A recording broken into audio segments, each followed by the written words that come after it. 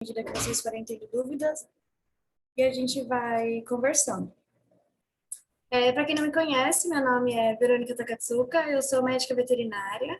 Atualmente eu trabalho no Oceanic Aquário, então estou aqui na clínica porque eu estava trabalhando até agora. A gente recebeu uns peixes novos. E aí eu vou mostrar um pouquinho para vocês sobre a rotina do profissional médico veterinário em um aquário. Então, essa palestra é promovida pela Galápagos, e se vocês tiverem curiosidade de saber mais conteúdo sobre peixes e outras palestras que vão ter, podem acessar o Instagram da Galápagos, que eu marquei aqui embaixo. Bom, então, vamos lá. O que eu vou mostrar para vocês nessa palestra hoje? Então, eu vou explicar para vocês, dar uma leve introdução sobre o que são, né, os aquários de visitação pública, da onde vêm esses animais, então, os animais que estão em exposição, qual a origem deles, a composição da equipe, principalmente a equipe técnica, que é aquela que lida diretamente com os animais, né, diariamente também. Vou dar uma pincelada sobre as rotinas, formas de administração de medicação e comentar sobre alguns casos clínicos. Bom, então, os aquários de visitação pública, eles nem sempre são de administração pública, né? A visitação, sim, é pública, mas a administração não necessariamente é pública. Então, a gente tem no Brasil aquários que são estaduais, municipais e aquários privados. E os aquários privados, eu acredito que são os que têm mais liberdade em aplicar o dinheiro da bilheteria, né? Então, algumas vezes, aquários que são estaduais ou municipais, eles cobram dinheiro para bilheteria, né? Eles arrecadam, às vezes tem uma arrecadação até bem grande, só que muitas vezes esse dinheiro ele não é 100% aplicado ali no aquário. Então, os aquários privados geralmente são geridos como negócios, e aí a gente consegue tanto investir naquele negócio, e aí a gente consegue ter animais de maior valor, né, econômico, a gente consegue ter uma equipe também maior, e com salários, às vezes, até mais elevados do que os estaduais e os municipais. Porém, os aquários estaduais e os municipais, eles que foram os primeiros, né, a abrir esse campo aqui no Brasil. Então, a gente tem que o Aquário de Santos é o primeiro aquário brasileiro, e o Aquário de Ubatuba, que é privado, ele é o segundo aquário brasileiro, né, instalado, o primeiro privado. O de Santos, ele é municipal. Bom, e aí dentro do aquário,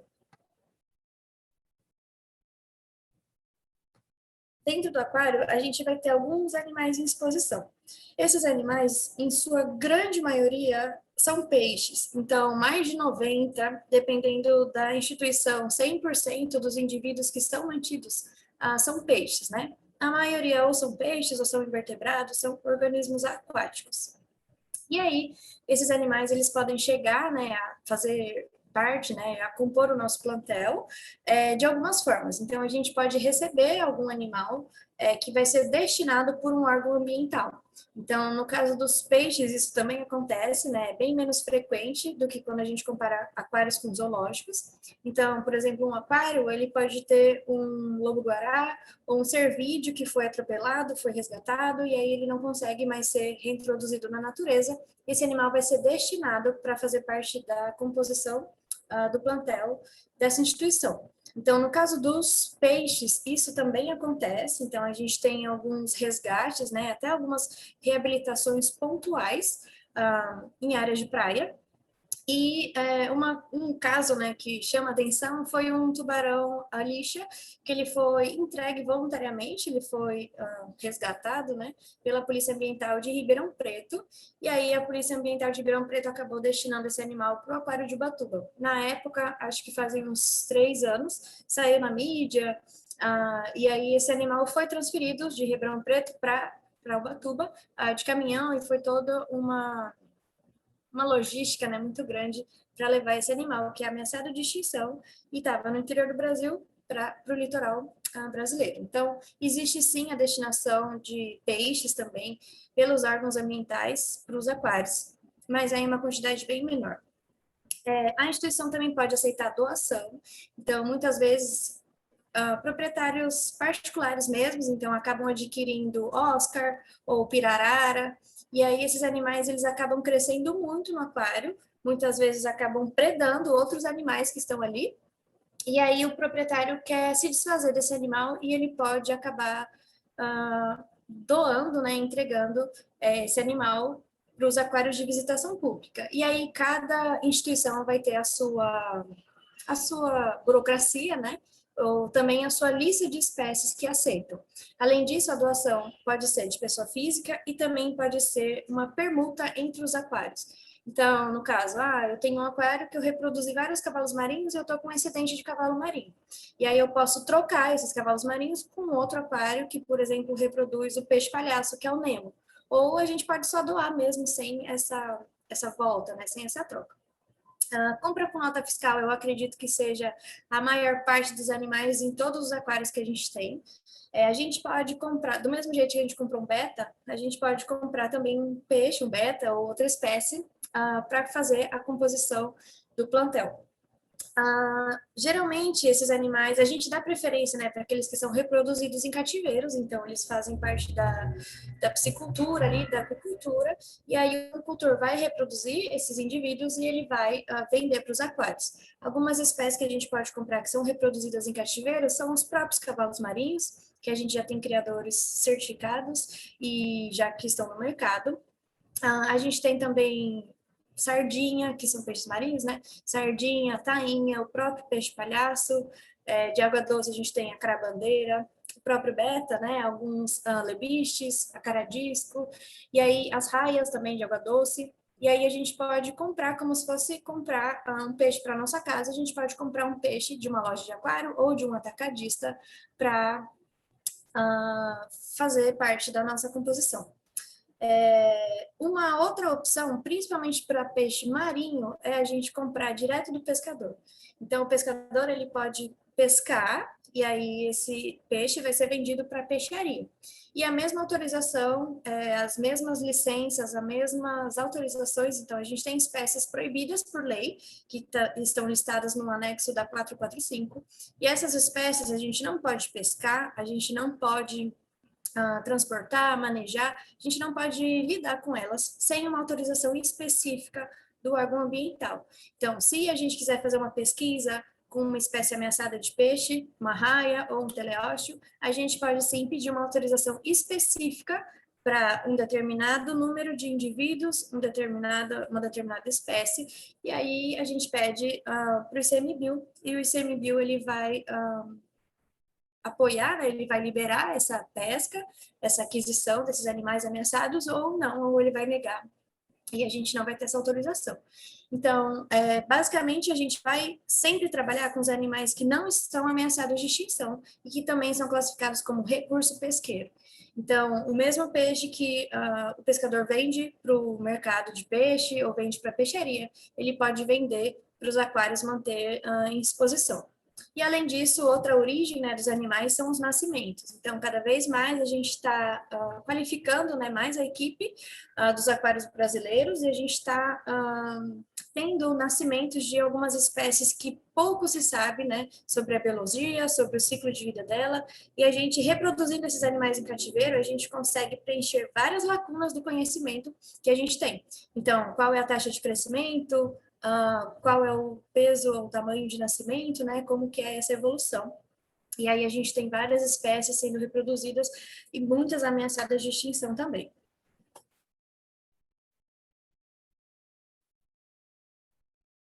Bom, quanto à composição da equipe. A composição da equipe, a responsabilidade de cada setor, os setores mesmo, né? Eles vão mudar muito de acordo com a instituição que você está trabalhando.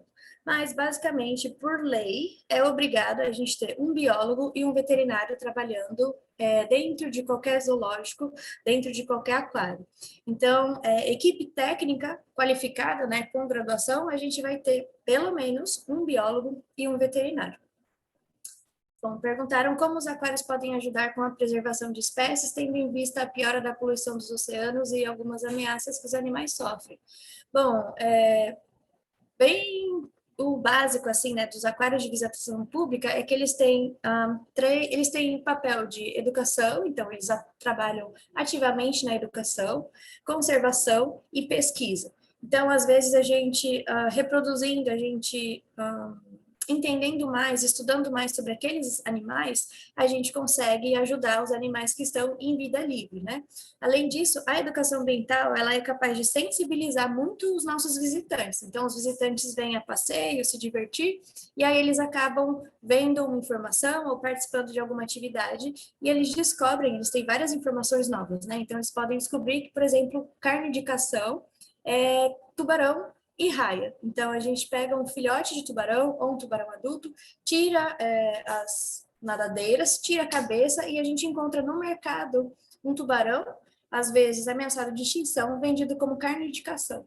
Então, só essa informação de que a pessoa está comendo tubarão ameaçado de extinção, com vários metais pesados na composição daquela carne, é uma carne que não é recomendada para grávidas, para pessoa com algumas intolerâncias ali, alergias alimentares. Então, durante o passeio, né, que ela está dentro aqui do aquário, a gente pode fornecer várias informações que podem sensibilizar essa pessoa e faça com que ela mude alguns hábitos que ela tem. Então, se por exemplo, ela não come cação todo dia, ela come só no fim de semana, e aí ela descobriu que cação é tubarão, que são ameaçados, ela pode rejeitar o consumo de cação.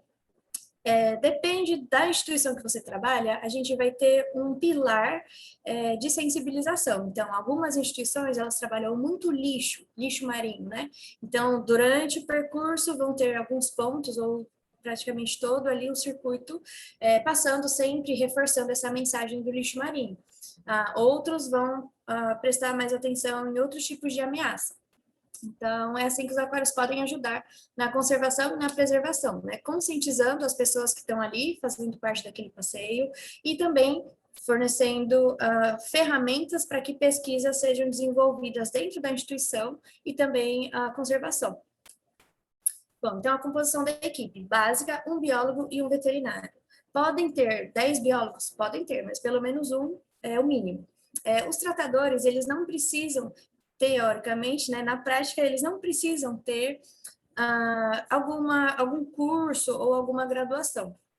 Então, os tratadores, dependendo da instituição que você vai estar trabalhando, eles têm ensino médio completo e trabalham há 20 anos com os animais, ou as pessoas têm alguma graduação, têm até algumas especializações para lidar com determinados tipos de animais. Então, os tratadores são aqueles que lidam diariamente com os indivíduos, eles que vão alimentar, eles que vão limpar o recinto, eles que vão lidar ali, cuidar todos os dias daqueles animais. E os tratadores, eles são um elo muito importante, né? Então, se o tratador repara que o animal hoje comeu menos, ou que ele está um pouquinho mais acuado, ou que ele está com uma lesão, bem no início, ele já pode chamar o veterinário pode atender esse animal o quanto antes, para que o tratamento também seja o mais rápido e o mais efetivo, né? Então, quanto antes a gente identifica uma patologia e a gente começa o nosso tratamento, a gente tem uma maior chance de recuperar aquele animal. Então, o nosso prognóstico fica mais favorável. E, além disso, a gente tem a equipe de educação ambiental, que também, dependendo da instituição, ela pode ser uma equipe muito grande ou uma equipe muito enxuta. Então, no geral, em todos os aquários, a gente vai ter um biólogo, um veterinário, os tratadores e o setor de educação ambiental. E aí a gente vai ter algumas responsabilidades que vão se mesclar, que eu vou mostrar mais para frente para vocês. Então, mesmo a gente sendo veterinário, a gente tem que trabalhar todos os dias com outros profissionais. Então, uma equipe multidisciplinar, né? Então, se a gente tiver zootecnista na nossa equipe, vai ser muito bom, que o veterinário não vai ter que acumular a função de nutrição. Se a gente tiver oceanógrafos, engenheiros ambientais, a gente tem vários engenheiros de apicultura, a gente tem vários olhares, né, sobre uma mesma situação e às vezes pode ser que uma ideia surja e que resolva o problema que a gente está enfrentando ali na hora. E aí, quais são as responsabilidades, né? As responsabilidades principal do veterinário é a saúde, e ele é responsável pela saúde de todos os animais que estão na instituição. Então, se tiver alguma denúncia de maus tratos, é o veterinário que vai responder sobre a saúde e o bem-estar desses animais. Se tiver alguma outra demanda, é o veterinário que responde sobre a saúde, integridade e responsabilidade de todos os indivíduos que estão naquela instituição. Então, o responsável técnico é um veterinário que vai responder por tudo, e aí a gente pode ter dentro da equipe outros veterinários que vão estar ali trabalhando também na rotina. Então, na saúde, como que a gente pode atuar pensando nos peixes, né? Peixes invertebrados que são a maior parte do número de animais que a gente acaba atendendo na rotina e também são a maior parte da composição do nosso plantel. A gente pode até ter algumas aves, né? Geralmente os pinguins, algumas serpentes, alguns outros répteis, mas a maior parte, grande maioria, são os peixes. Então, o veterinário ele também é responsável por estabelecer qual vai ser o protocolo de quarentena, então, quais vão ser os medicamentos que vão ser utilizados, em qual intervalo de tempo, e depois que esse animal passar pelo período de quarentena, ele pode ser levado, né, para a exposição. Às vezes o animal ele pode ser inserido na exposição e a quarentena é feita no próprio recinto dele, né? Os tratamentos também são de responsabilidade integral do médico veterinário, né? Então, se um animal está doente, é o veterinário que vai estabelecer qual vai ser aquele tratamento. O ideal é que o veterinário também administrasse esses medicamentos e acompanhasse muito de perto, né? Mas a gente tem algumas instituições que são bem maiores e o veterinário não consegue medicar todo mundo e aí o tratador acaba auxiliando muito nessa parte de medicação. A parte de registro, ela é dividida entre o biólogo e o veterinário, né? Então, são os dois responsáveis técnicos, então, o veterinário-chefe e o biólogo responsável.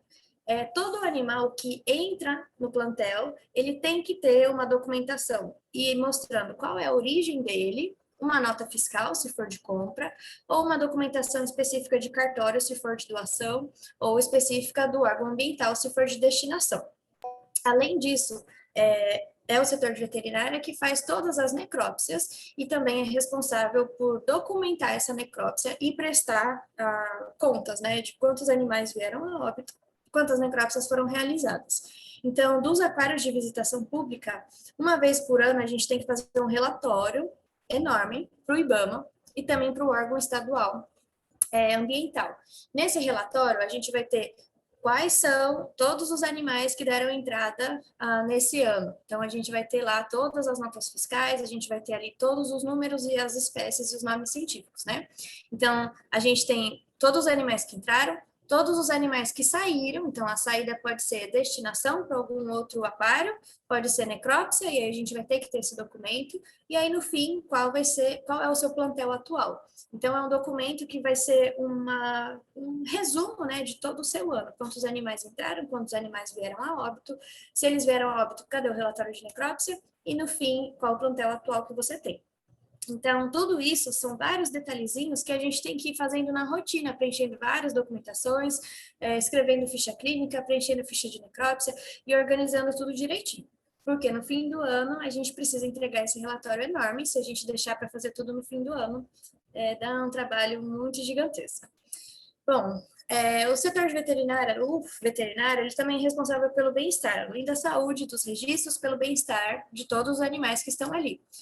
Se não tiver um setor de bem-estar dentro, né, da instituição, o veterinário acaba acumulando essa função. Então, a parte de enriquecimento ambiental, etograma dos animais que estão em exposição e também a determinação da compatibilidade de espécies. Então, quando a gente pensa em aquários, a maioria dos recintos, eles são multiespecíficos. Então, se eu colocar, por exemplo, uma raia que ela come lambari, se eu colocar 300 lambari e 10 raias, provavelmente as raias vão acabar predando esses lambaris. Então, também é parte do setor de bem-estar essa compatibilidade de espécies, né? Porque se a gente colocar dois animais incompatíveis, a gente vai ter um bem-estar prejudicado, né, daquela espécie que vai ser predada ou que vai ser agredida. Então, a gente tem algumas espécies que são territorialistas, quando elas chegam na maturidade sexual, elas com certeza vão fazer o comportamento dela, né, de fazer alguma disputa de fêmea, disputa de território. Então, a gente tem que pensar muito bem quais espécies a gente vai colocar junto. Além disso, outra função, né, que o veterinário pode acabar acumulando, se não tiver um zootecnista dentro da equipe, é a nutrição. Então, a nutrição e a qualidade de água, que eu vou falar para vocês mais para frente, são fundamentais para a saúde e para o bem-estar dos nossos animais. Então, um animal que ele é herbívoro, por exemplo, a Dory, que ela é herbívora. Se a gente ficar dando marisco ou camarão para ela, talvez ela até sobreviva, mas ela vai ficar com uma cor não tão viva, ela vai ter um sistema imunológico deficiente, e aí qualquer desafio que ela tem, de alguma bactéria, uma variação de temperatura que a gente tem no tanque, esse animal pode desenvolver uma patologia. Bom, Israel pergunta o que você acha do mercado de trabalho para vets na área. Eu acho que está cada vez crescendo mais, então hoje a gente tem algumas pós-graduações já específicas em clínica e cirurgia de peixes. A gente tem vários profissionais se especializando e tem campo. Cada ano que passa a gente tem mais aquários abrindo aqui no Brasil e falta profissional qualificado para trabalhar nesse mercado. Ou às vezes a gente tem que sair de férias e tem que colocar alguma pessoa no lugar. É difícil da gente encontrar uma pessoa que saiba trabalhar com peixes e que seja desempregada. Então, eu conheço vários veterinários que trabalham com peixes. E se eu precisar indicar alguém para algum cargo, né, ou para algum emprego, eu não tenho alguém que está desempregado e que eu sei que toparia na hora aí. Então, eu tenho várias referências que trabalham com peixes no dia a dia e que estão super empregados. Então, tem muita vaga mesmo, tanto para aquário de visitação pública, piscicultura. Então, tem muita gente que cria peixe, direto eu recebo mensagem no WhatsApp de proprietário. Então, a pessoa tem um peixe em casa, king, um lago de carpa, e os animais começam a morrer, e aí a pessoa vai em busca de um veterinário de peixe, né? Então, muitas vezes eu acabo atendendo essas pessoas também como proprietário particular. Então, além da clínica de proprietário particular, aquário de visitação pública, aquicultura, que seria o cultivo, né, desses peixes para produção, a gente tem a pesquisa, né? Então, a gente tem muitas opções para que esse profissional se insira no mercado. Bom, e aí, além da nutrição, que é a formulação de dietas, então, eu vou formular uma dieta para Dory. Então, quantos gramas, né, de comida ela vai comer por dia e qual o alimento que ela vai comer. E também a gente acaba ficando responsável pela compra do alimento. Um detalhe, né, que eu descobri trabalhando na rotina é que quando a gente compra camarão, geralmente o camarão que já vem sem cabeça, limpinho, ele tem um conservante, né? Então, é um sulfito, e para que ele não se deteriore muito rápido, né? E aí ele mantém aquela cor de camarão que a gente está acostumado, aquele rosa, talvez meio laranja, né? E os animais, principalmente raias ou animais que adoram camarão, como os baiacus, eles comem menos quando a gente dá esse camarão com esse conservante do que quando a gente dá um camarão sem conservante. Então, tem alguns trabalhos que falam que esse conservante também é cancerígeno, né? Então, a gente tem que saber qual é realmente a origem do nosso alimento que a gente está fornecendo. Já conheço algumas instituições que perderam animais porque compraram um lote de sardinha e as sardinhas estavam com uma toxina. Então, a sardinha é um peixe que se deteriora muito rápido. Se ele congela e descongela, as bactérias que estão ali no peixe, elas acabam produzindo umas toxinas, e mesmo que a gente congele de novo e a gente mate as bactérias, a toxina ainda vai estar ali naquele peixe. Então, muito cuidado com a qualidade do alimento que a gente vai fornecer para os nossos animais. Uma coisa básica que eu falo se você não comeria esse peixe, se você não comeria esse marisco ou esse camarão, a gente também não vai dar para os nossos animais. Então, sempre a gente compra do mesmo fornecedor de restaurante, então é um gasto muito alto, né, para manter esses animais, e a gente tem que fazer isso pensando na saúde e no bem-estar a longo prazo deles. Bom, e como que é a rotina, né, de um médico veterinário de aquário? Então, logo que eu chego no aquário, eu já vou fazer uma ronda. Então, todos os dias, logo que eu chego e antes de ir embora, eu dou uma volta e passo olhando todos os animais. Então, se você olha esse peixe aqui todos os dias, você sabe um pouco, assim, a carinha dele.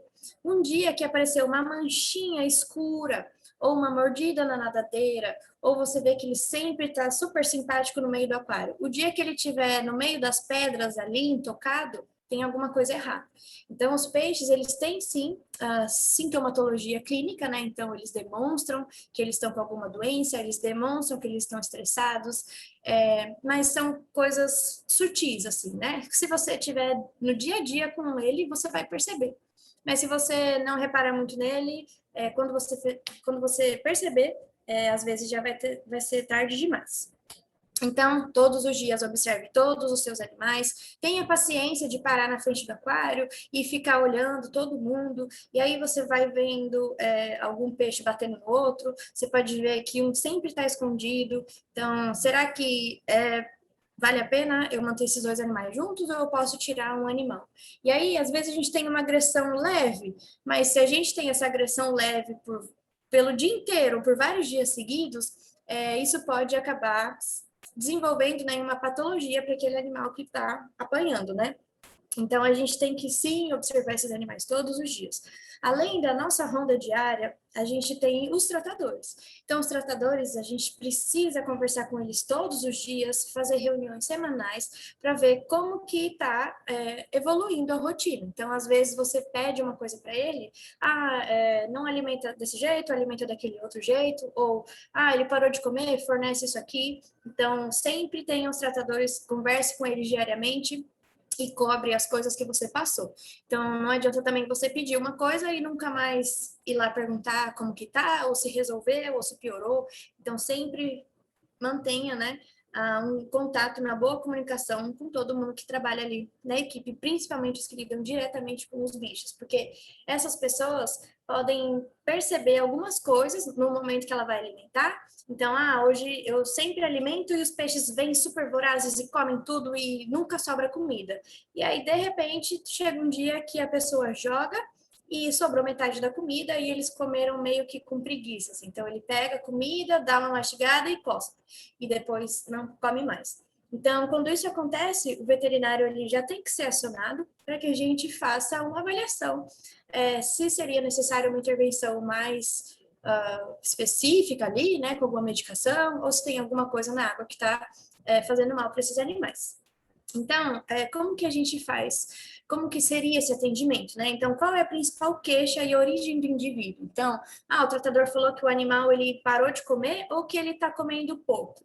Ou o animal está muito magro, mesmo ele comendo horrores, ele é o primeiro que chega ali na comida, ele come tudo, mas ele está muito magro, está com o score corporal baixo. Ou a gente pode ter também algumas alterações nos exames preventivos. Então, principalmente animais de grande porte, os tubarões, as raias, os peixes, né, enormes, a gente acaba coletando sangue pelo menos uma vez por ano. O ideal seria 2 vezes por ano, porque se a gente tem pequenas alterações ali nos exames de sangue, a gente já consegue diagnosticar uma parasitose, uma infecção, e aí a gente consegue tratar, né? Fazer o diagnóstico e tratar essa patologia antes que realmente o prognóstico fique ruim. Então, primeiro, qual é a queixa principal? O veterinário foi chamado, né, pelo tratador, ou você passou ali e viu que o animal tem uma manchinha? Qual é a origem do indivíduo? É um animal que acabou de chegar, por exemplo, hoje eu recebi uns animais que vieram de uma piscicultura.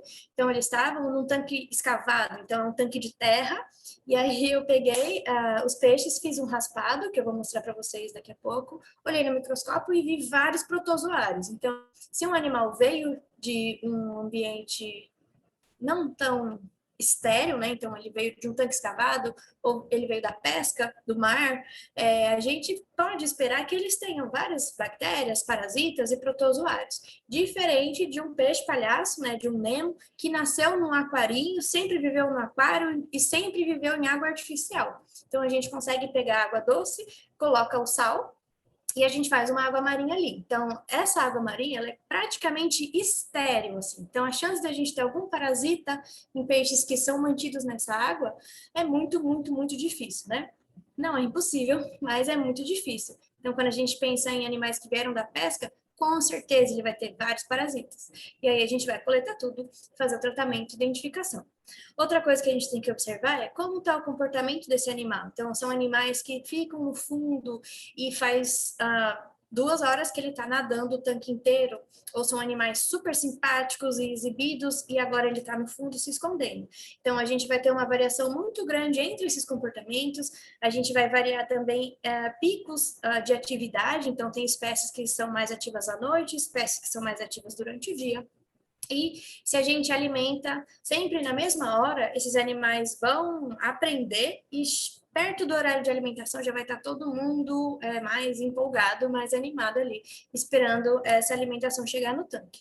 Então, o comportamento ele também pode ser avaliado. Antes da gente pôr a mão no animal, a gente precisa entender se aquele comportamento é normal ou se aquele comportamento não é normal para aquela espécie em específico. Além disso, natação irregular. Quando os animais estão estressados ou quando a gente tem alguma coisa errada na água, eles podem demonstrar isso nadando mais rápido, nadando próximo à superfície e batendo os opérculos super rápido, né? Então, a gente observando ele, a gente consegue entender, a gente pode pegar algumas pistas e entender se está tudo bem ou se tem alguma coisa errada. Então, no caso dos tubarões de grande porte, a nadadeira caudal, geralmente ela é assim. Então, a gente tem a nadadeira caudal assim, né? Então, caso o animal esteja com alguma patologia ou tenha alguma coisa errada com a água, a nadadeira, ao invés de ficar assim, ela fica meio caída.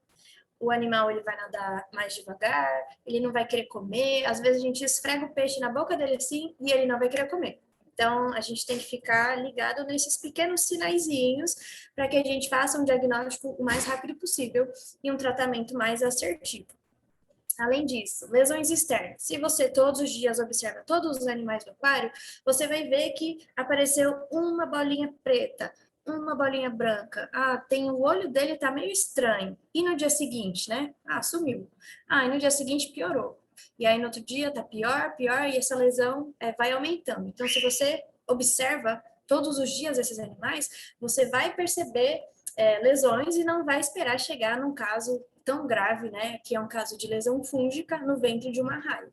E aí, dependendo da espécie que a gente está trabalhando, a gente pode ter áreas onde esse sinal clínico é mais comum de ser observado, né? Então, no caso das raias, a parte de baixo dela, a parte do ventre, geralmente ela é branca, e é ali que a gente vai ver se ela tem alguma infecção bacteriana, a gente vai ter uns vasos mais dilatados, se ela tem alguma infecção fúngica, a gente vai ver umas marquinhas redondas, arredondadas assim, ou se ela está com alguma inflamação, fica todo o ventre vermelho. Então, a gente tem alguns animais com suas particularidades. No caso dos peixes teleósteos, né, os peixes ósseos, pensa no Nemo, a principal órgão que a gente consegue ver que tem alguma coisa errada são os olhos, então ele é cheio de escamas. Então, se a gente tiver algum parasita, geralmente esse parasita vai estar associado ali ou bem em cima da córnea mesmo, ou na área periorbital.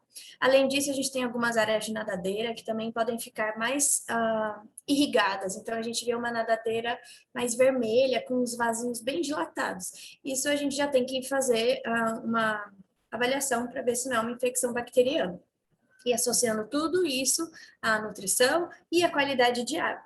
Então, a qualidade de água ela é super importante e o médico veterinário, a única coisa que ele lembra do ciclo do nitrogênio é o que a gente decorou para passar no vestibular e muito provavelmente nem caiu no vestibular. Então, a gente precisa saber o básico do que é qualidade de água, dos parâmetros ideais para a espécie e um pouquinho do sistema de filtragem. Por que que a gente precisa saber disso? Às vezes eu coloco um medicamento na água para tratar um animal e eu tenho um skimmer que vai retirar aquele medicamento da água. Então, meu medicamento não vai fazer efeito. E eu estou fazendo, todo dia eu estou colocando medicamento e eu estou vendo que o tratamento não está andando. Por quê? Porque eu tenho um sistema de filtragem que está removendo o meu medicamento. E se eu não entender isso, se eu não souber, meu tratamento não vai funcionar e eu posso acabar perdendo o animal.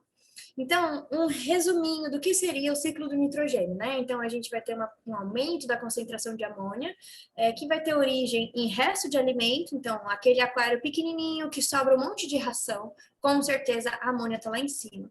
E a amônia é um composto que ele é tóxico para os animais. Então, o peixe, ele está nadando naquela água, ele defeca naquela água, ele se alimenta naquela água. Então, se a água não tiver boa, né? Se ela tiver com uma concentração de amônia alta, a saúde e o bem-estar desse animal também vão estar comprometidos. Então, a amônia é um composto tóxico que irrita a mucosa ocular, irrita as brânquias e pode acabar, em altas concentrações, dependendo do pH, pode acabar levando o animal a óbito. Então, qual é o ideal de amônia? 0. Então, mas o meu aquário é 0,5, ou 0,25 e eu tenho pH, então depende muito, né? Mas o ideal seria zero. Se você tem um pH mais alto, é tolerável que você tenha um pouquinho de amônia, mas o ideal seria zero. Essa amônia, ela vai ser transformada em nitrito pelas bactérias nitrossomonas. Essas bactérias, elas podem se fixar no tanque, tipo na parede do aquário, nas pedrinhas do aquário, ou a gente pode fornecer um filtro biológico, que é nada mais do que superfícies para que aquelas bactérias se fixem. Outra pergunta aqui, você mencionou por cima sobre oceanógrafos no aquário, mas qual o papel que o profissional oceanógrafo pode exercer nesses locais? Bom, eles podem ser tratadores, eles podem ser responsáveis pela qualidade de água, eles podem ser responsáveis pelo manejo, então, pelo setor de cultivo, então vai depender muito da organização da equipe, né, do aquário. Então, se a gente tem muita reprodução de água-viva ou de cavalo marinho, a gente pode ter um profissional que cuide dessas reproduções. E ele pode ser um biólogo, um oceanógrafo, um veterinário. A gente pode também ter... Eu já vi também oceanógrafos que atuam na equipe de educação ambiental, então, no contato direto, né, com o público, fazendo atividades de educação, algumas atividades online também, gerenciando as mídias sociais. Então, o oceanógrafo, assim como o biólogo, ele pode trabalhar em praticamente todos os setores do aquário, assim como os veterinários. Mas eu nunca vi veterinário trabalhar em outros setores do aquário, a não ser como no setor de veterinária mesmo. Mas eu não conheço todos os aquários do Brasil, então isso pode acabar existindo, né?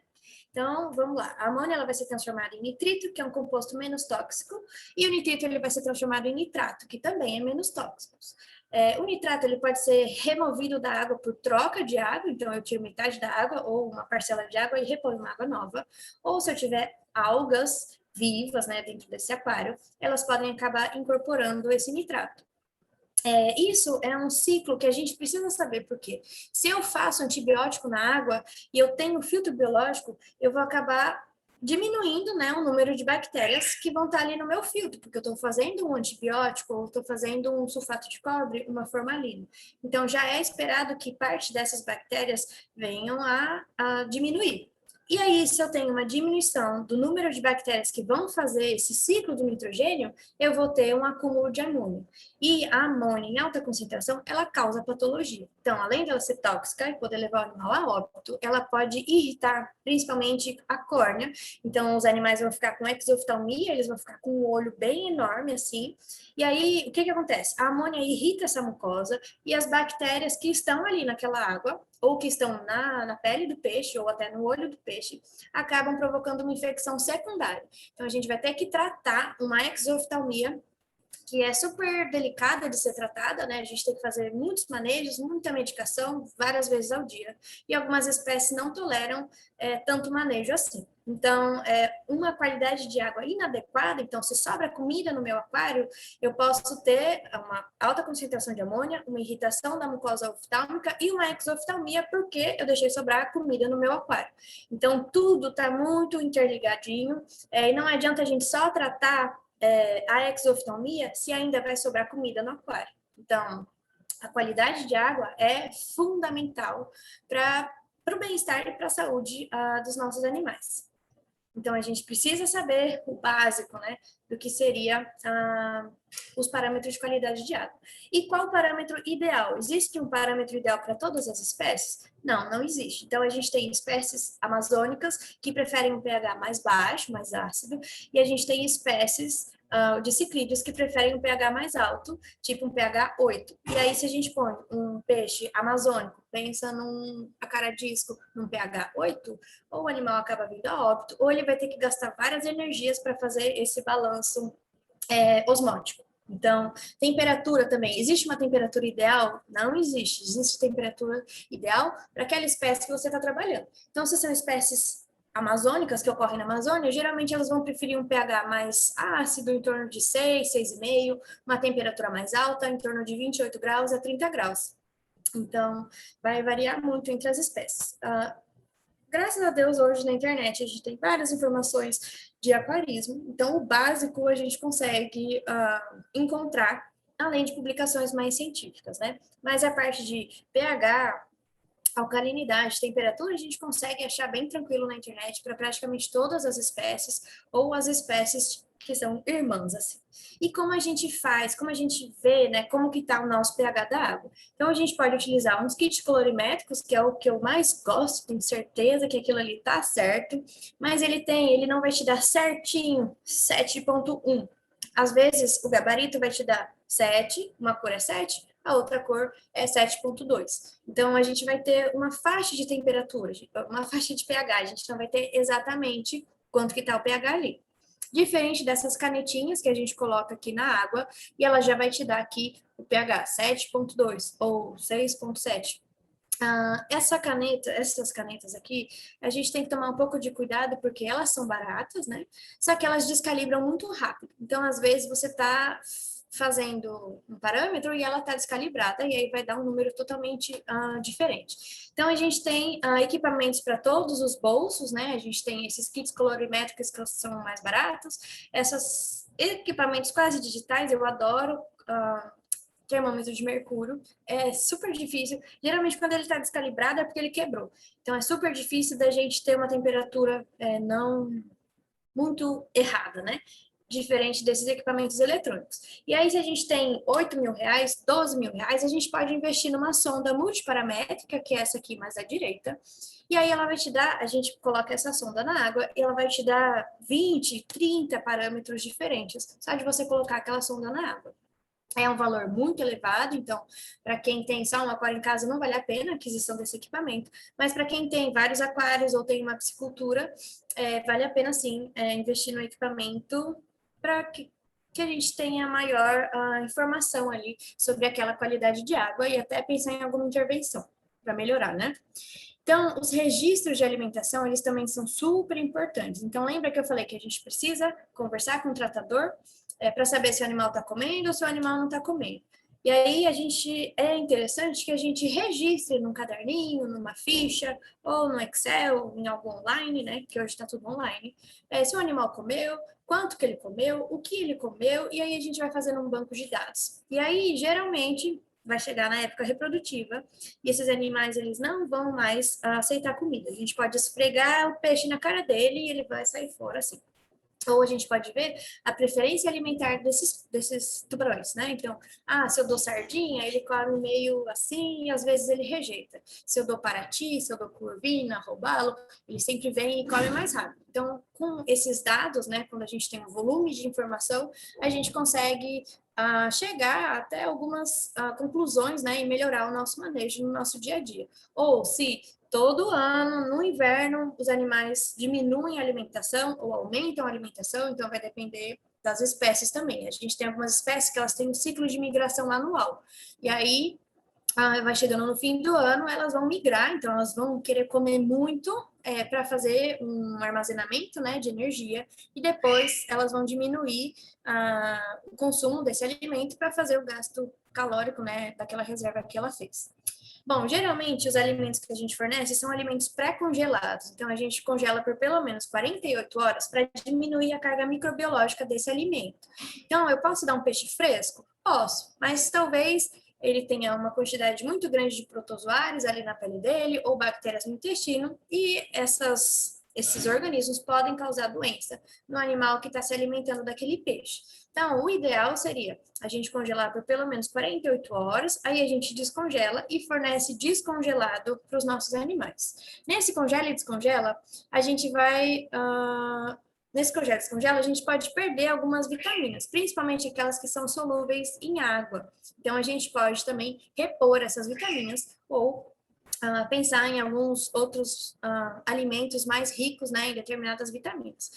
Dependendo da espécie de peixe que a gente está trabalhando, a gente tem algumas patologias já bem conhecidas com deficiência nutricional. Então, a gente também pode fazer essa suplementação vitamínica ou uma variação do tipo de peixe que a gente está fornecendo, né?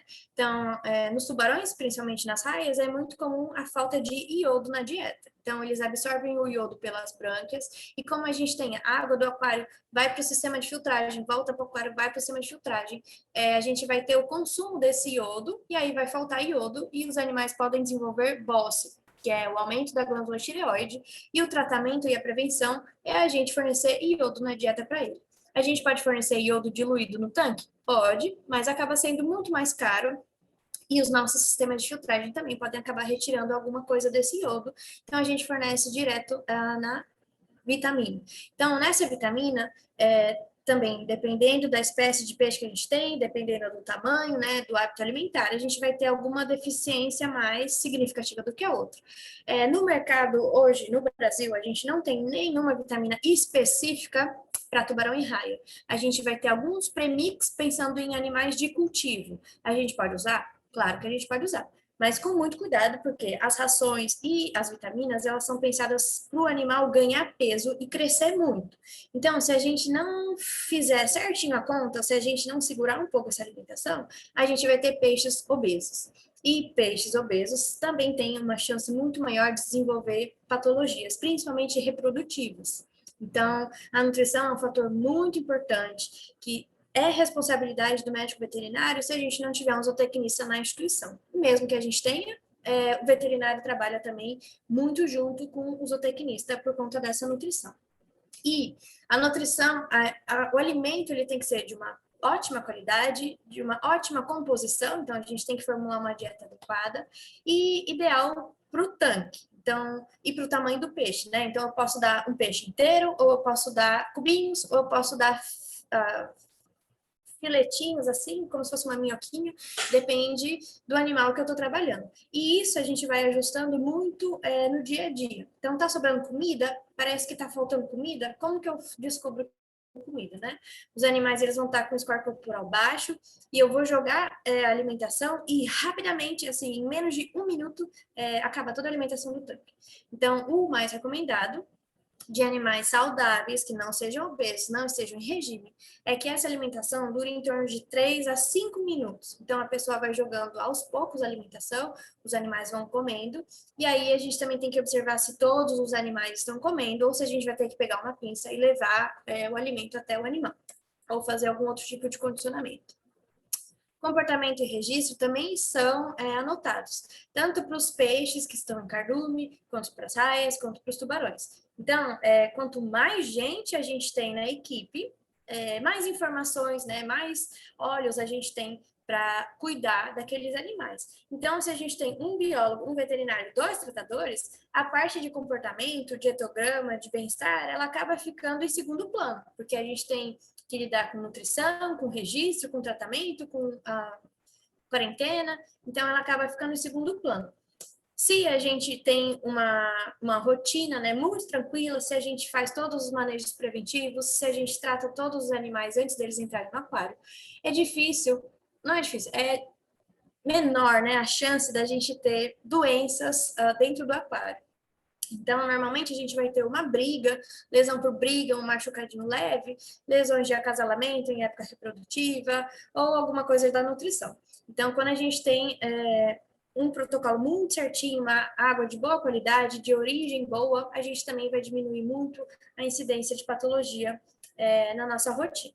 Então, o comportamento ele pode sim ser registrado, ele deve ser registrado, e quanto mais animais a gente conseguir registrar, melhor. Tanto os animais individuais, a gente pode anotar o registro, né, fazer um hitograma, então, qual é o nome desse tubarão? Ele está nadando no sentido anti-horário ou horário do tanque? Qual a altura da coluna d'água ele está? Ele está mais próximo à superfície, mais próximo ao meio, mais próximo ao fundo? Ele está mexendo, ele está fazendo a propulsão, né? Mais com a nadadeira caudal, com o pedúnculo ou com o corpo? Quando eles dão aquelas corridas assim, geralmente eles fazem uma batida com o corpo. E aí eles fazem isso quando eles se assustam ou quando eles estão tentando predar alguém do aquário.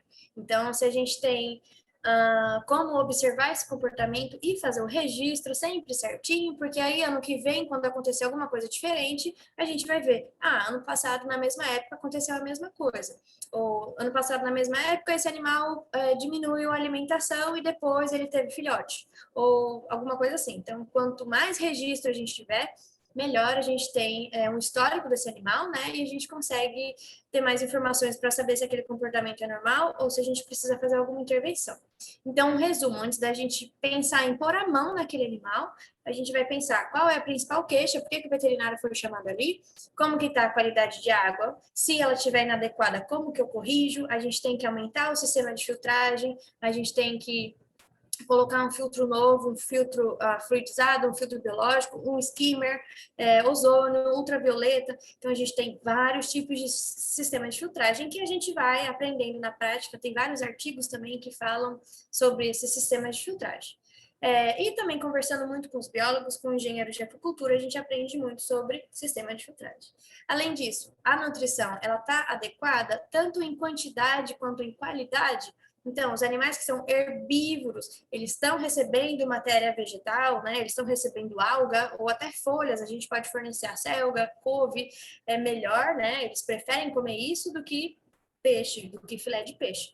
E aí a gente vê alguns detalhezinhos, né, de que o animal ele vai ter aquele alimento disponível e geralmente o tanque ele é multiespecífico, né? Então a gente vai ter várias espécies naquele recinto, a gente vai ter que fornecer alimento para animais carnívoros grandes, então os pedaços grandes, carnívoros de pequeno porte, então os pedaços de peixe pequeno, e herbívoros também e onívoros. Então a gente tem que pensar na alimentação do tanque em geral. E os comportamentos também sempre anotar e sempre estar ali, a cada 3 meses ou a cada 6 meses, a gente pega todos os dados de etograma e acaba fazendo uma análise estatística para ver se está tudo certo ou se tem alguma coisa estranha. Então, beleza, né? A gente já viu como que está essa qualidade de água, está tudo certo, ou não está tudo certo, a gente vai ter que corrigir. O animal ele está com uma lesão do lado de cá, ou da nadadeira, ou parece que levou uma mordida, ou a córnea dele está branca.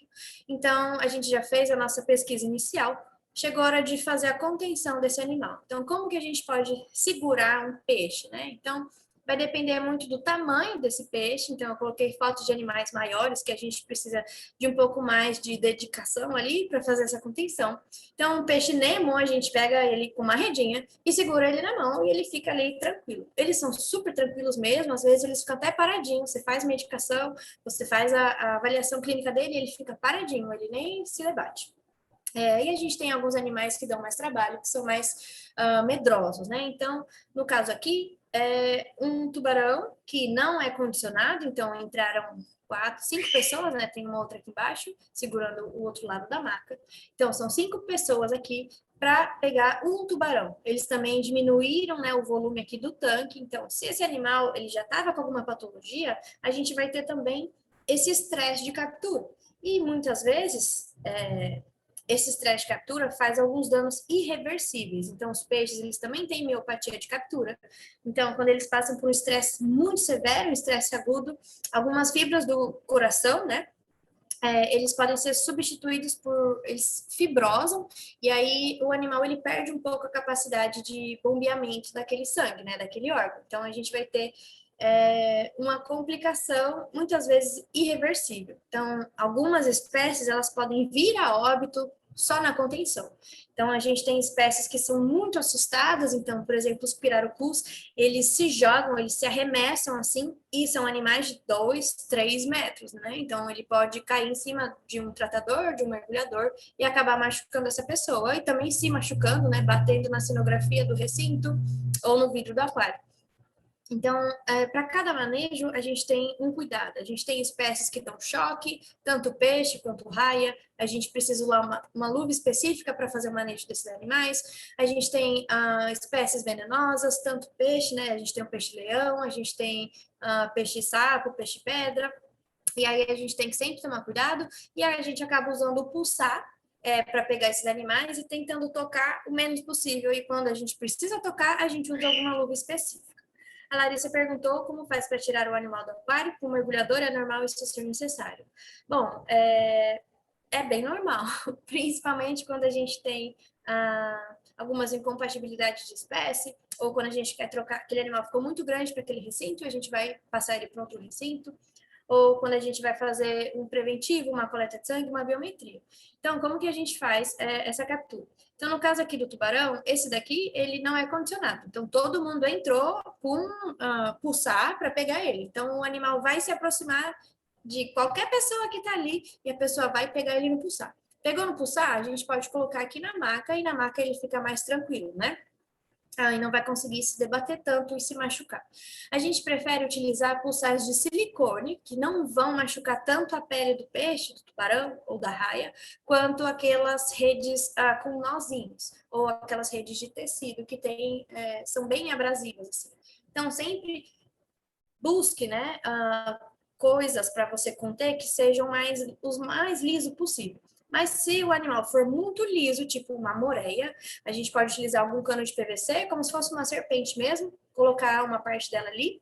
As moreias, elas mordem muito, então se você segura nela, ela vai virar a boca e vai vir morder o que está segurando ela ali. Então, a parte das moreias é quase que um capítulo à parte. Assim. A gente tem que colocar elas dentro de um cano de PVC.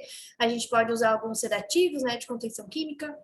E também, para fazer a administração de medicação via injetável, a gente pega ela no pulsar e faz a injeção pelo buraquinho da rede. Então, a gente evita ao máximo segurar ou tentar segurar muito, porque ela vai estar produzindo muito muco também, ela vai estar super estressada.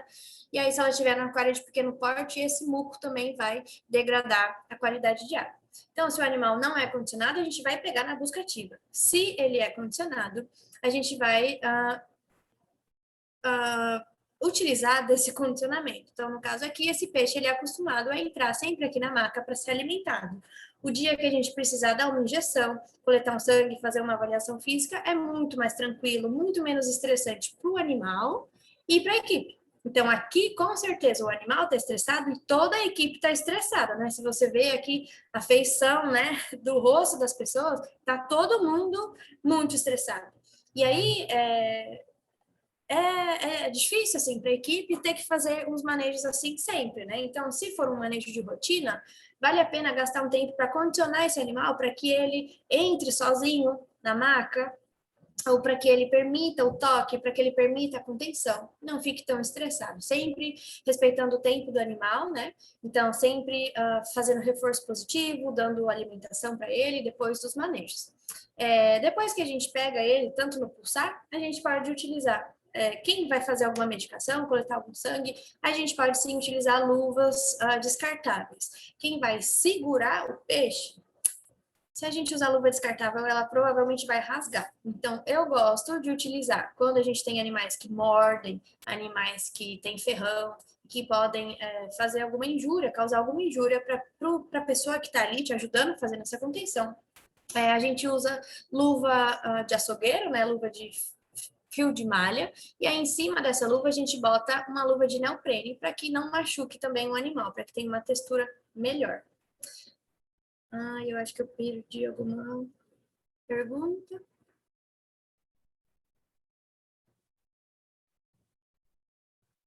Peixe cascudo, famoso chupa-pedra, dá trabalho para remover do aquário. O meu aqui só sai com a peneira, mesmo de cozinha, porque se for peneira de captura de aquário, ele rasga todinho. Sim, os cascudos, tucunaré também, e às vezes o pulsar ele é tão fininho que o próprio peso do animal acaba rasgando o pulsar. Então, conforme a gente vai mexendo, né, com os animais, a gente também vai se precavendo, né, e pensando em novas estratégias para fazer essa captura. O Levi falou, a luva também é importante para se proteger a pele de alguns elasmos, dentes na pele. Sim, principalmente o tubarão lixa, ele chega a fazer umas bolinhas aqui assim, na roupa de mergulho. Então a pele dele é bem como se fosse lixa. E se você está segurando um animal e ele se mexe, ele vai ralar onde ele tocar. Então é bom que você esteja com uma roupa de neoprene grossa, tá? Para que você não se machuque. E algumas outras espécies de elasmo, né? Eles têm a pele bem lisinha, bem fofinha, assim mesmo. Então, a toalha eu também gosto de utilizar muito, porque eu enrolo ele ali na toalha, consigo segurar a cabeça, consigo segurar a cauda se tiver algum ferrão, e ao mesmo tempo conter aquele animal. Então, no pulsar, ele fica se debatendo muito e eu não consigo usar o pulsar para segurar ele. A toalha, eu já seguro melhor e ele não fica tão escorregadio. Beleza?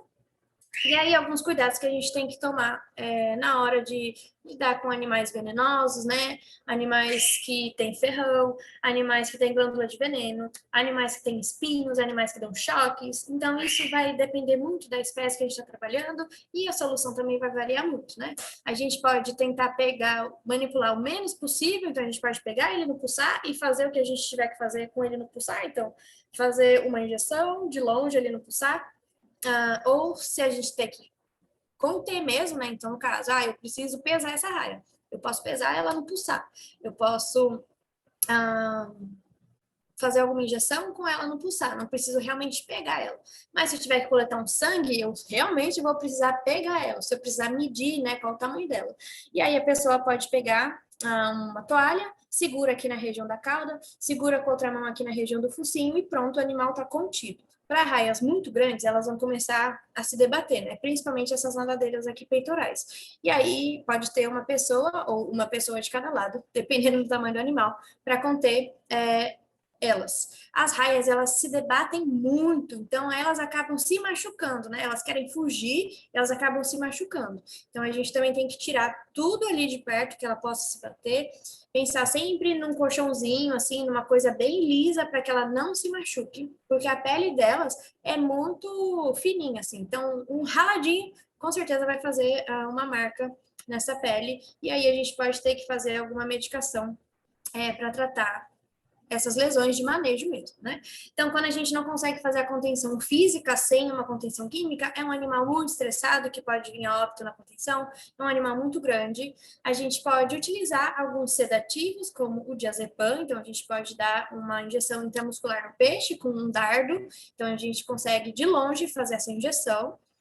A gente pode ter alguns outros anestésicos que a gente coloca o animal em imersão, então a gente pega ele, coloca ele no banho com anestésico, então a gente tem a tricaína, o eugenol e a benzocaína, que são anestésicos, algum com mais, outro com menos potencial analgésico, né? A tricaína, que é o MS-222, é o melhor de todos, ele dá uma baixada nervosa no pH, mas a gente pode colocar junto o bicarbonato de sódio, e aí o bicarbonato ele vai fazer o efeito tampão. Então ele vai segurar o pH e o efeito, né, da tricaína não vai ser tão agressivo quanto seria sem bicarbonato. O eugenol a gente encontra facilmente em farmácia de manipulação, é coisa de dentista, mas ele não tem efeito analgésico. Então, o eugenol, ele é um óleo, a gente vai ter que diluir ele em álcool primeiro. O álcool pode irritar a branca, né, dos peixes, então é uma concentração bem pequenininha que a gente usa. E aí a gente dilui isso na água, coloca o peixe ali, em torno de 2 a 3 minutos ele já está anestesiado. Mas ele está sentindo tudo o que você está fazendo. Então, se você vai fazer uma biometria ou você vai precisar tirar uma foto, fazer alguma coisa que ele precisa estar quietinho, imóvel, você pode utilizar o eugenol. Se você for fazer uma cirurgia de cavidade, fazer uma biópsia, alguma coisa assim, você pode utilizar. Para biópsia, você pode utilizar anestésico local, como a lidocaína. Para abertura de cavidade, o eugenol já não é indicado. A gente pode utilizar algum outro medicamento mais pesado, né? A gente pode induzir com propofol e utilizar alguns analgésicos mais a longo prazo, né? Então, a gente tem várias opções, tanto injetável quanto diluída na água, e o propofol a gente pode instilar diretamente nas brânquias. Então, a gente pode abrir o opérculo do peixe e instilar diretamente nas brânquias. É quase que instantâneo que ele entra em plano anestésico. Bom, o Levi perguntou qual a sua opinião sobre esses protetores dos ferrões das raias, não pode vir a causar problemas? Sim, eu não gosto de utilizar, eu não utilizo. As raias, elas só vão se defender, elas só vão tentar te machucar com ferrão. Se você fizer alguma coisa que ela não está acostumada. Então, você nunca coletou sangue daquela raia, ou você raramente coleta. Você vai coletar? Então, segura o animal de uma forma que ele não se machuque e que ele também não machuque a sua equipe. Então, segure ali, enrole, né, tem gente que enrola a V-trap ali naquele ferrão enquanto está fazendo um procedimento. Quando a gente vai fazer um ultrassom, a gente pode utilizar V-trap, que é uma bandagem elástica, que a gente pode enrolar ali ao redor do ferrão.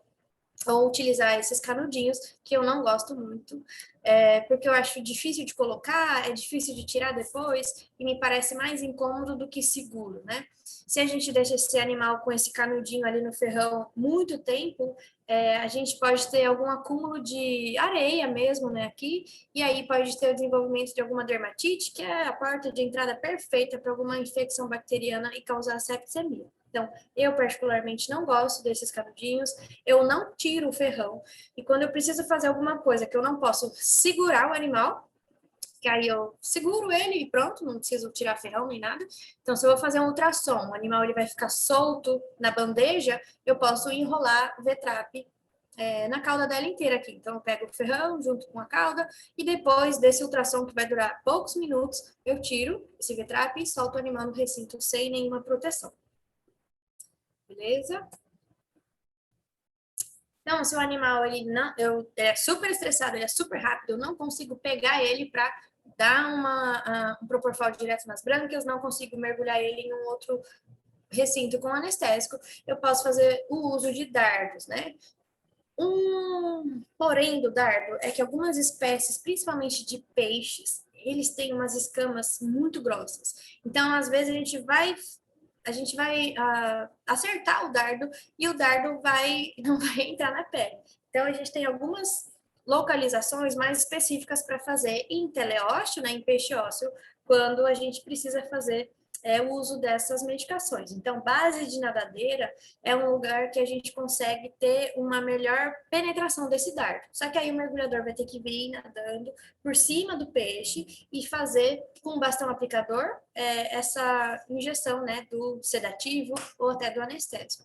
E aí, dependendo do sedativo, do anestésico, a gente consegue com o diazepam em torno de 15 minutos, dependendo da temperatura da água, né? Se tiver 25 graus, 15 minutos o animal está no fundo, respirando tranquilo, e aí os mergulhadores já podem descer e fazer a captura desse animal. Então, aqui é um tubarão que vai ser colocado dentro do shark bag.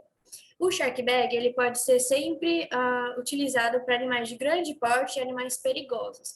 Então, moreias, raias, peixes muito grandes, tipo robalos, meros, garoupas. Então, são animais fortes que dificilmente a gente vai ter um pulsar que caiba, né, esses animais, então a gente pode utilizar esse shark bag. É um equipamento que foi desenvolvido especificamente para aquários, então a gente tem um único fornecedor nos Estados Unidos. Não é barato, mas vale muito a pena o investimento. Eu conheço pessoas que também tentaram fazer a mesma coisa, só que com outros materiais, mas que não era tão resistente quanto esse que a gente compra dos Estados Unidos. Mas, se um animal não for tão assim perigoso, né, a gente pode assim pensar em outras possibilidades. E aí, com o animal contido, como que eu vou fazer o exame físico? Então, a primeira coisa é inspeção. Eu olhei ele no aquário e eu vi que ele tá com uma bolinha aqui, do lado do olho, embaixo do olho. Eu vou direto nessa lesão? Eu posso até ir direto nessa lesão, mas eu vou olhar todo o animal. Então, sempre muito rápido, o mais rápido que você conseguir, mas observe todos os olhos, levante as nadadeiras, olhe a brânquia lá dentro, abra a boca, veja o focinho, porque ali você pode encontrar alguma outra pista de uma outra patologia que você não estava nem pensando. Então, observe tudo, observe o olho, tem parasita, não tem parasita, a córnea está transparente ou está branca. Se tiver branca, a gente pode fazer uma fluoresceína para ver se a gente tem úlcera ou não e pensar em algum tratamento. Um raspado de pele é sempre muito bom. Então, o que é um raspado de pele? É você pegar uma lâmina de vidro e raspar na pele do peixe. Claro, acho que a única coisa é nunca raspe da cauda para a cabeça, porque senão você vai tirar todas as escamas. Mas se você raspar em qualquer lugar dele, da cabeça em direção à cauda, você pode raspar na cabeça dele, na lateral dele, no ventre, em qualquer lugar.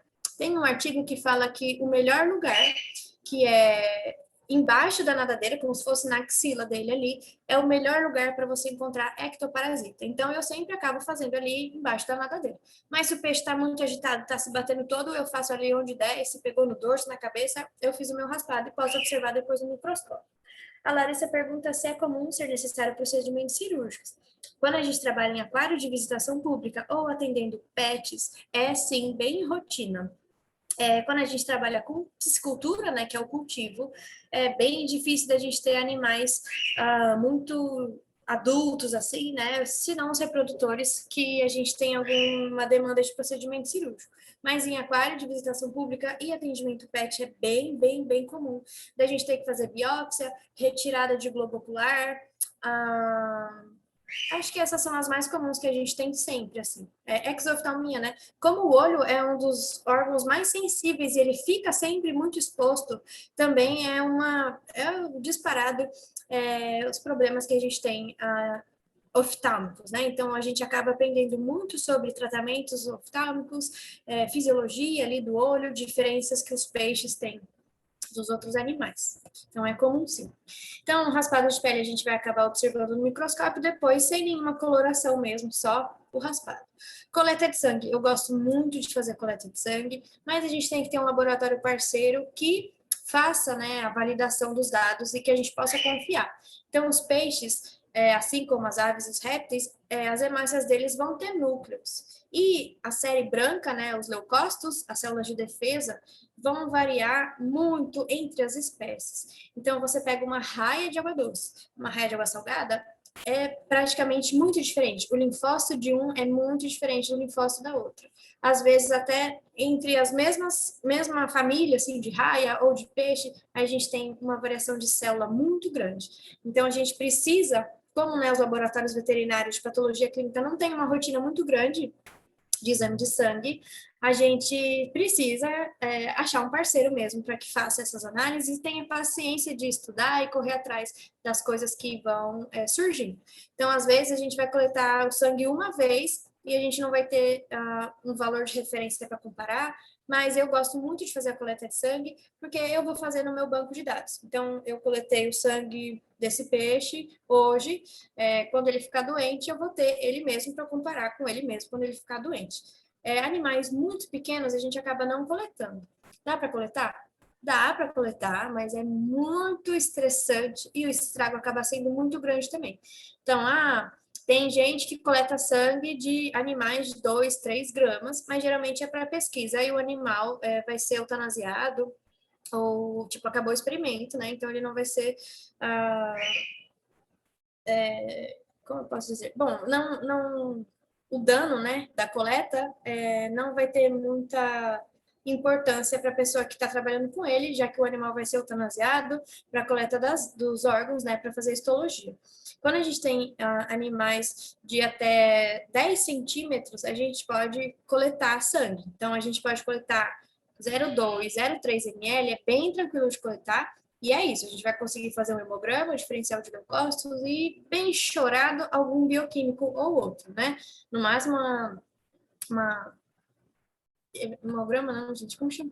Uma hemoglobina, que a gente consegue fazer vários índices, né, os valores como VCM, e aí a gente consegue fazer também mais bancos de dados com aquelas informações. Então, vale muito a pena coletar? Vale muito a pena coletar. Da onde eu coleto sangue? A minha via preferida para animais de grande porte, pensa num tubarão branco, num tubarão lixa, num tubarão mangona, animais de mais de 2 metros de comprimento, 1,80 m, a gente pode, eu prefiro coletar de vias periféricas, porque para eu acessar uma via central, a parede, né, a musculatura vai ser muito grande. Então, aqui a gente vai ter o corte, né, longitudinal de um peixe. Então, aqui a gente vai ter a coluna vertebral, e embaixo da coluna vertebral a gente vai ter a artéria caudal, e embaixo dela a veia caudal. Então, aqui é o ventre, né? Então, se eu entro com a agulha reta, ali 90 graus em relação à pele, se eu entro com a agulha reta, eu vou pegar bem aqui nessa parte e vou acessar essa veia caudal. Se o animal é muito grande, essa parte muscular é muito grande. Então, eu vou ter que ter uma agulha gigantesca, muito comprida. Então, eu acabo coletando de veias periféricas. Se eu vou coletar de um peixinho, essa é a minha via preferida. A gente pode acessar essa veia tanto por aqui, quanto aqui lateral. Então, a gente pode utilizar a linha lateral de guia e a gente entra também com ela reta para acessar aqui a veia e a artéria caudal. É difícil da gente saber se a gente coletou da veia ou se a gente coletou da artéria, porque elas são muito próximas, mas desses locais a gente não vai ter muita variação. Vai ter variação individual se a gente coleta de um vaso periférico e de um vaso mais central. Então, vai ter alteração de valores se você utilizar locais diferentes, anestésicos diferentes, anticoagulantes diferentes. Então, sempre use a mesma coisa. Se você prefere coletar sempre da primeira nadadeira dorsal, colete sempre da primeira nadadeira dorsal com as mesmas coisas. Então, você quer fazer esse exame, utilize o mesmo anticoagulante. Ou saiba que o anticoagulante pode interferir nos seus resultados. Para alguns outros animais de maior porte, né, a gente pode coletar outras veias periféricas aqui, a gente vai ter uma veia abdominal e a gente tem a via intracardíaca. Vários pesquisadores acabam utilizando a via intracardíaca e eles relatam que os animais acabam não vindo a óbito depois dessa punção sanguínea. Mas eu, particularmente, não gosto dessa via. Eu utilizo só quando eu realmente preciso muito de uma amostra, então o animal está muito debilitado e eu não consegui acessar uma veia periférica ou uma veia central. Ou o animal é muito pequeno, eu não consegui coletar daqui, do pedúnculo caudal, e aí sim eu posso fazer uma punção intracardíaca. Mas dificilmente ela vai ser a minha via de eleição, a não ser que o animal esteja em choque e eu preciso fazer um volume muito grande de medicação intravenosa. E aí eu posso fazer direto no coração. Beleza? Bom, e aí eu vou coletar o sangue, né, e vou fazer a inspeção desse animal. O que que eu posso encontrar no olho? Eu posso encontrar vários parasitas, tanto parasitas do lado de fora, né, ectoparasitas, quanto parasitas do lado de dentro. Sempre colete esses parasitas, porque muitas vezes eles são espécies novas ou registro de novo hospedeiro. Então, esse artigo aqui da direita eu acabei ajudando a publicação. Então, durante o mestrado, meu laboratório era de frente para a praia, era de frente para um cais, assim, para um pier, e aí um pescador pescou essa raia no anzol. E aí ele tirou ela e a gente convenceu ele a doar essa raia para que a gente recuperasse esse animal e soltasse. Ela tinha 6 quilos, ela era enorme, e é uma espécie ameaçada de extinção. Então, ele doou essa raia pra gente, e quando a gente trouxe pro laboratório, a gente viu várias coisinhas correndo assim em cima dela, e a gente tentava pegar, ele saía correndo e subia na nossa mão. Então, os caligídeos, eles são ectoparasitas, e a gente coletou todos esses ectoparasitas, né? A gente colocou ela numa solução anestésica, os parasitas foram anestesiados, então eles se soltaram dela e caiu no fundo, e aí a gente tirou sua raia e colocou ela para se recuperar numa água sem anestésico. E aí foi um registro de novo hospedeiro. Então, era um gênero que não tinha sido registrado aqui no Brasil e também não tinha sido registrado nessa espécie. Sempre guardem todos no potinho e aí vocês vão encontrando pessoas que são especialistas naquele grupo de parasita e que podem te ajudar na identificação. A avaliação de brânquias a gente pode utilizar muito. Eu adoro avaliação de brânquias porque a brânquia reflete muito da saúde daquele animal. Então, se a brânquia tá super bonitinha, assim, com uma cor bem viva, sem parasita nenhum, sem muco, o animal tá muito bom, tá muito perfeito. Se a gente já vê uma quantidade de muco um pouco, se a gente vê o muco, já tem alguma coisa errada, principalmente muco branco.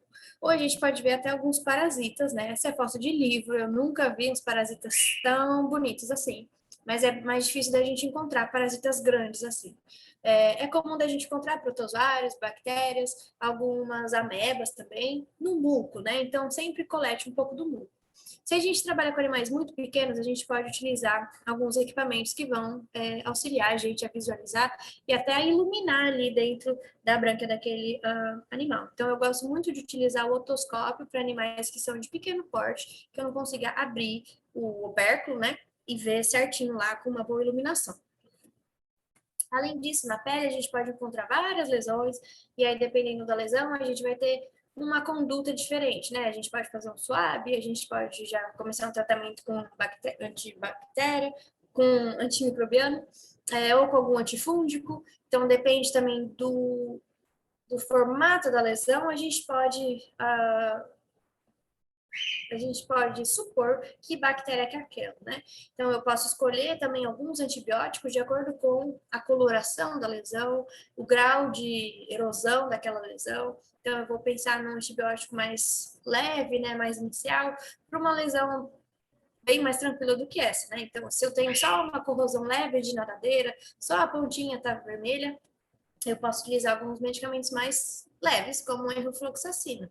Se eu tenho uma infecção múltipla, né, como nesse caso aqui, eu vou ter que entrar com uma série de medicações, tanto via injetável, via oral e na água. E aí, dependendo do que a gente vai encontrando, a gente vai pensando em formas de tratamento.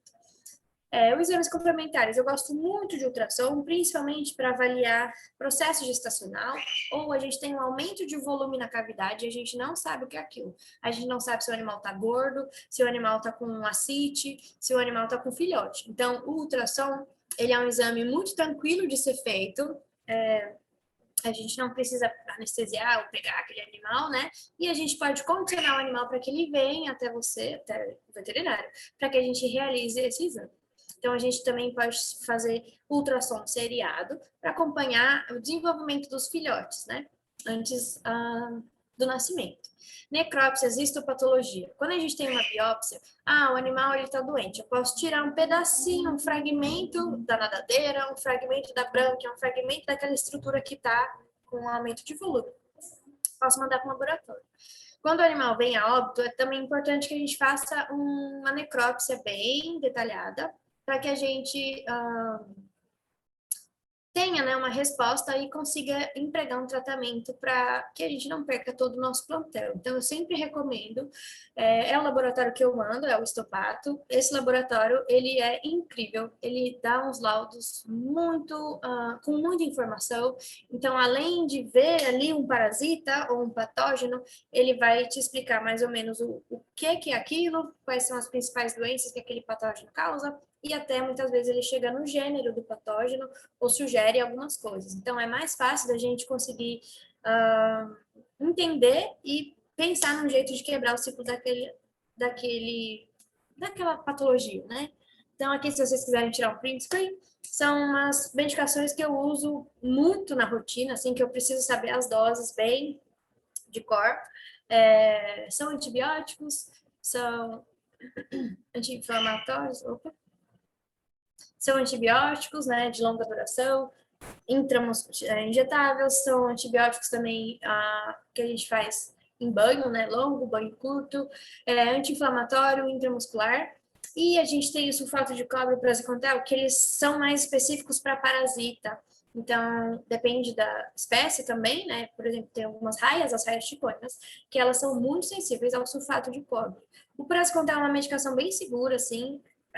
A coisa ruim é que ele é caro. Então, se a gente vai fazer uma medicação num tanque muito grande, o tratamento fica muito caro. Tipo, R$ 6.000 um tratamento de praziquantel no tanque, né? E o sulfato de cobre é bem baratinho, mas ele afeta o nosso sistema de filtragem, ele vai diminuir a nossa quantidade de bactérias, e o Diamox eu uso mais para casos específicos de problema de flutuabilidade. Então, um baiacu que não consegue afundar, ele sempre está com o dorso fora d'água, e a gente afunda ele, ele sobe, afunda ele, ele sobe. Cavalos marinhos que têm alguns edemas, né? Então, o cavalo marinho ele fica inchado assim, e a gente faz uma punção e sai líquido. Então, a gente pode também fazer banhos com Diamox. 5 dias eles estão tranquilos, eles já voltam a nadar normal. Formalina, né? Esses aqui embaixo. Formalina, azul de metileno, verde de malaquita. São coisas que a gente vê muito na literatura, tanto de pesquisa quanto em fórum de aquarismo, nos livros, mas eu uso com muita cautela, muita cautela. Eu acho que a gente tem medicamentos hoje mais específicos e até mais eficazes, que realmente tratam o animal e não só garantem que o sistema esteja limpo, né? Então, eu prefiro algumas outras medicações. Às vezes eu preciso usar, é a única coisa, e eu uso, mas não são os meus medicamentos mais preferidos, assim, que eu uso todos os dias. O cloranfenicol é um medicamento que a gente também tem autorização para utilizar na aquicultura, mas eu não tenho uma boa experiência com ele, então se alguém já usou e tem uma boa experiência, me mandem mensagem. Todas as vezes que eu usei, eu não tive um resultado satisfatório. Então, eu acabei abrindo mão e acabei pensando em outras medicações para substituir ele. Bom, agora vamos falar sobre as vias de administração de medicação pensando nos peixes, né? Então, o que eu mais utilizo e que eu acho que é um dos menos estressantes, né, é o banho. Então, a gente pode usar alguma medicação na água, e se o animal for pequenininho, se for um cavalo marinho, a gente pode pôr ele num balde e a gente vai gastar uma certa quantidade de medicação. Se o animal for um tubarão, for um bijupirá, for um peixe muito grande, a gente vai precisar usar caixas d'água ou piscina um pouco maiores. E aí, esse o que faz a gente pensar se vai usar banho ou não. Então, às vezes, o animal é tão grande que ele precisa ficar num tanque de 3.000 litros, 5.000 litros, 20.000 litros. E se eu for fazer praziquantel, que é aquela medicação cara, nesse recinto, talvez eu gaste muito dinheiro. Então, dependendo da instituição que você trabalha, eles não vão liberar esse tratamento e aí você vai ter que pensar num formal, num sulfato de cobre, que tem um pouco mais barato, né? E fazem também o mesmo efeito. Bom, o uso tópico, né? Passar pomada em peixe funciona. Funciona super bem, mas são situações bem específicas. Quando a gente tem lesão oftálmica, eu tenho resultados incríveis com pomadas antibióticas. Tem que pegar o animal várias vezes por dia, 3 vezes por dia para passar? Tem que pegar. Mas dos casos que eu tive, foi a única coisa que resolveu. Então, se o animal não tolera esse manejo, você vai precisar ensinar ele a tolerar. Então, você vai ter que condicionar ele a vir até você o mais rápido possível para que você comece logo esse tratamento. No caso dessa foto, é uma raia que recém chegou da pesca. Então, ela está com várias escoriações na cabeça, né?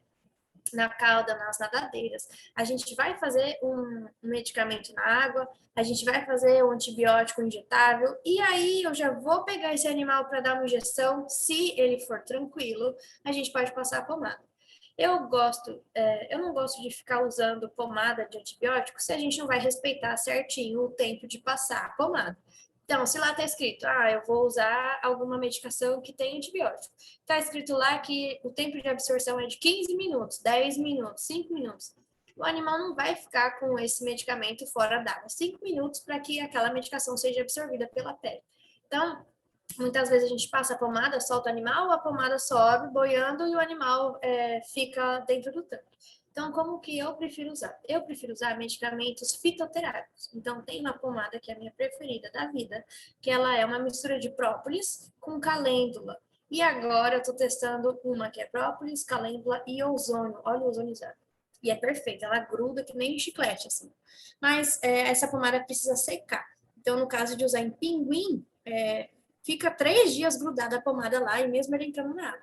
Mas quando eu uso em peixes, como não vai dar tempo dessa pomada secar, eu gosto de misturar ela com corega, que é esse fixador de dentadura, e aí ele gruda também mais tempo. Não tanto, né, quanto ela secar, mas dura pelo menos umas 24 horas. Então, eu pego o animal, seco bem a lesão, passo a pomada e jogo esse pó fixador de dentadura.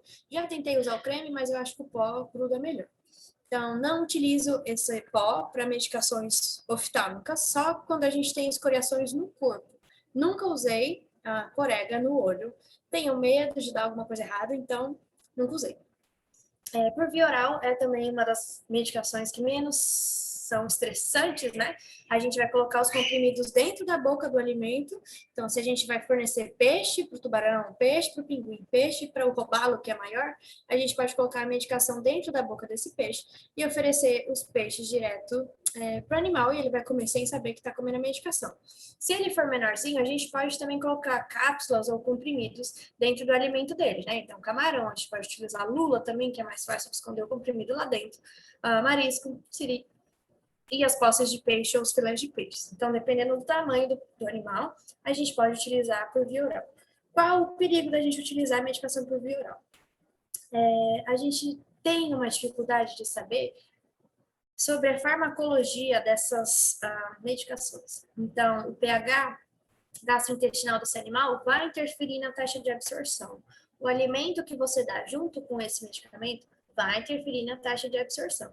Então, às vezes, se é uma coisa assim que você realmente precisa muito que aquele antibiótico faça efeito, é melhor você fazer injetável, mesmo tendo que pegar e sendo mais estressante. Mas se for uma lesãozinha tranquila, a gente pode tentar fazer essas medicações por via oral.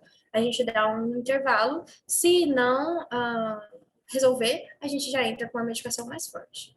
E aí, a minha queridinha de todas, que é a que eu mais uso, são as medicações injetáveis, né?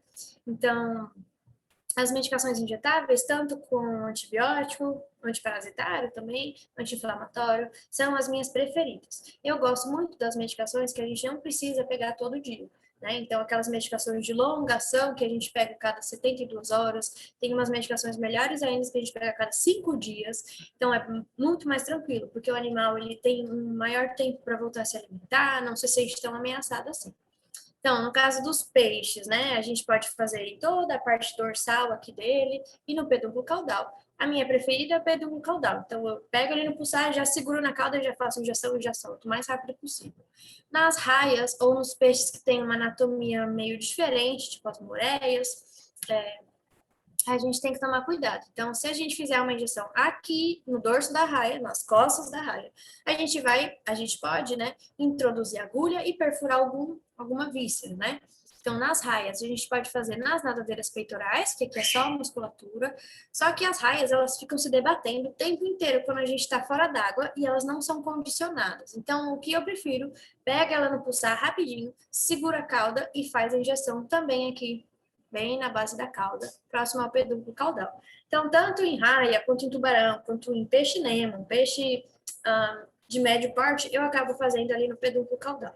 Se não dá, eu prefiro aqui no dorso, mas muito cuidado que nas raias, em algumas outras espécies, a gente não consegue utilizar esse local.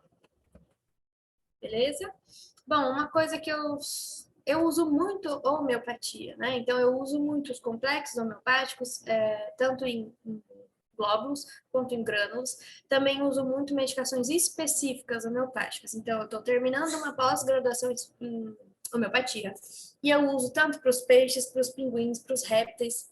Eu uso. E é muito bom.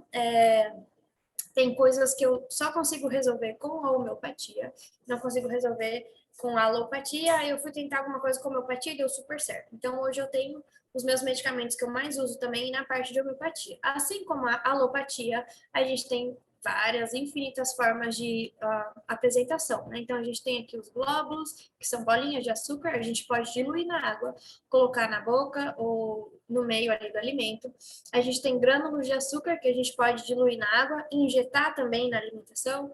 A gente tem spray, a gente tem aqui numa base de óleo, a gente tem colírio e também tem medicação injetável. Então, assim como tem várias medicações que eu utilizo da alopatia, que é o que a gente aprende na graduação, eu também tenho várias medicações homeopáticas, que eu também utilizo no dia a dia. Bom, as considerações finais, eu coloquei aqui alguns livros, né, que sempre perguntam, onde que eu posso achar mais sobre doença de peixe? Então, a gente encontra para fazer downloads na internet também alguns. Esses dois aqui, eles são específicos de tubarão e raia, então a gente consegue fazer o download de graça mesmo. E esse daqui, o Fish Medicine, ele é a bíblia do veterinário de peixe. Então, ele é a bíblia real, ele é gigantesco, ele tem vários diagnósticos, alguns tratamentos um pouco ultrapassados, porque ele é bem antigo. E a gente tem algumas outras versões, né, mais recentes, com medicamentos mais fiscalizados, né, que são medicamentos de verdade aqui, como esse daqui, esse livro do Noga.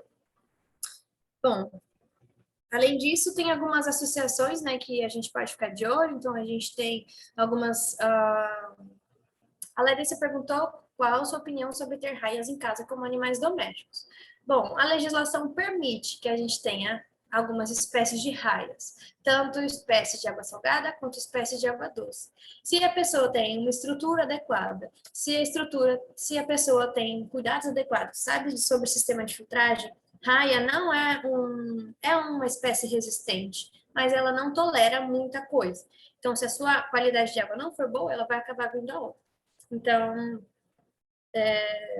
eu acho que para pessoas que têm muito conhecimento, eu acho que até vale a pena ter assim. Mas eu não teria. Então, eu prefiro elas em recintos muito grandes, em recintos comunitários, onde ela tem várias opções para escolher, né? Ou até em vida livre. Bom, e aí aqui eu deixo a SBEL, que é a Sociedade Brasileira para o Estudo de Elasmobranos, que são os tubarões e raias, né? Então, tem vários congressos, tem a Sociedade Brasileira de Ictiologia também, e tem os de Patologia de Organismos Aquáticos. Opa. Tem alguns congressos de patologia de organismos aquáticos. Então, se você tem vários tubinhos com parasitas, pode levar. Eu faço isso, eu levo todos os meus tubinhos lá, e lá eu encontro os profissionais, pesquisadores que são capacitados para identificar aquele parasita. E aí eles fazem tomografia do parasita, eles fazem histologia do parasita, eles dissecam o parasita. Então, são conhecimentos muito além do que eu consigo, né? Então, eles estudaram muito aquele patógeno, e aí eles sabem te dar muita informação sobre o ciclo de vida para que você trabalhe isso na clínica, né? Para que você trabalhe isso no dia a dia. Bom, então é isso, gente. Alguém tem mais alguma pergunta? Será que eu perdi alguma? Se eu perdi alguma, pode repetir aí.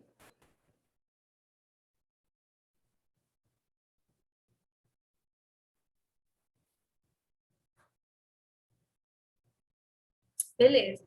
Bom, é só anunciar para vocês que semana que vem a gente vai ter outra palestra também. Então, ainda não.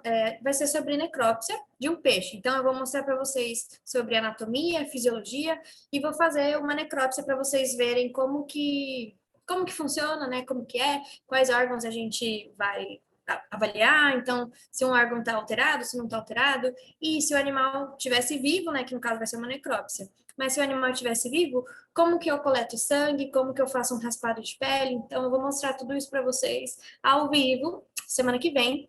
Eu acredito que no máximo 2 dias a gente já divulgue certinho a espécie que a gente vai acabar fazendo necrópsia. Também vai ser pela Galápagos, então sigam eles ali no Instagram, que a gente está publicando muito material específico de peixes e também vamos fazer alguns outros eventos bem específicos para médico veterinário de peixe. Beleza? Obrigada pelo elogio, gente. Bom, perguntaram se em caso de doença da bexiga natatória em Kingos existe algum tipo de tratamento. Existem inúmeros tipos de tratamento. A doença da bexiga natatória, ela pode ser causada porque a qualidade de água está inadequada. Às vezes está muito frio, às vezes a amônia está muito alta, e aí a gente consegue só corrigindo a nutrição, às vezes a ração não é de boa qualidade. Então, a gente só corrigindo esses erros de manejo, a gente consegue recuperar esse animal. O perigo ele tá com problema de bexiga natatória, isso fica muito tempo e aí ele já começa a desenvolver uma infecção bacteriana secundária. E aí, se essa infecção bacteriana secundária já está instalada, é difícil da gente reverter. Mas dá para reverter sim. Perguntaram se é comum tratar invertebrado. Sim, é comum tratar invertebrado. Eu tenho um protocolo específico para diferentes tipos de invertebrado. E eu acho que o que menos me dá trabalho são as águas-vivas. Então, as águas-vivas dá para a gente fazer pequenas cirurgias, pequenos manejos, assim, mas elas são as que menos me dão trabalho. Obrigada, gente. Bom, acho que é isso, então. A gente se vê semana que vem. Qualquer coisa, se vocês tiverem mais perguntas, mandem ali no Instagram da Galápagos que a gente vai conversando, beleza? Obrigadão por estarem aqui à noite, né, de quarta-feira, e a gente se encontra. Até mais, boa noite.